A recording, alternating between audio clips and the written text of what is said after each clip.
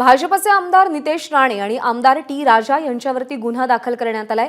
हिंदू जन आक्रोश सभेमध्ये चिथावणीखोर वक्तव्य केल्याप्रकरणी हा गुन्हा दाखल केला गेलाय। सोलापुरातील जेल रोड पोलीस ठाण्यामध्ये गुन्ह्याची नोंद करण्यात आली आहे।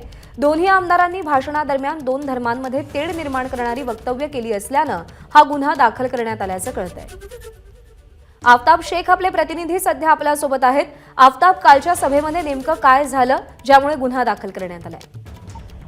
प्रज्ञा, खरं तर आपल्याला माहिती आहे, काल सोलापूरमध्ये हिंदू जन आक्रोश मोर्चा निघाल्यानंतर मधला मारुती परिसरामध्ये जी तोडफोड झाली त्या प्रकरणामध्ये आधीच गुन्हा दाखल करण्यात आलेला आहे। आणि त्यानंतरच्या सभेमध्ये आमदार नितेश राणे आणि आमदार टी राजा सिंग यांनी जे प्रक्षोभक विधानं केलेली आहेत त्यांच्यावरून पुन्हा एकदा आता दुसरा गुन्हा जो आहे तो सोलापूरच्या जेल रोड पोलीस स्टेशनमध्ये दाखल करण्यात आलेला आहे। या दोन्ही आमदारांसह सकल हिंदू समाजाचे समन्वयक सुधीर बहिरवाडे आणि मंचावर उपस्थित असलेल्या 8 ते 10 पदाधिकाऱ्यांवरती हा गुन्हा दाखल करण्यात आलेला आहे।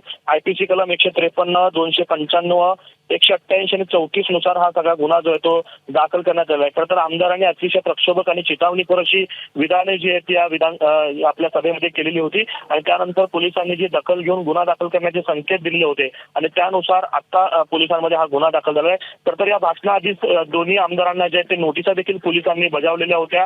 आक्रमक भाषण करू नये अशा पद्धतीच्या सूचना ज्या त्यांना देण्यात आलेल्या होत्या, मात्र सभेला दिलेल्या परवानगीचं कोणतंही पालन केलं गेलं नाही आणि त्यामुळेच पोलिसांनी आता जे ते गुन्हा नोंद या दोन्ही आमदारांसह 8 ते 10 पदाधिकाऱ्यांच्या विरोधात केलेला आहे।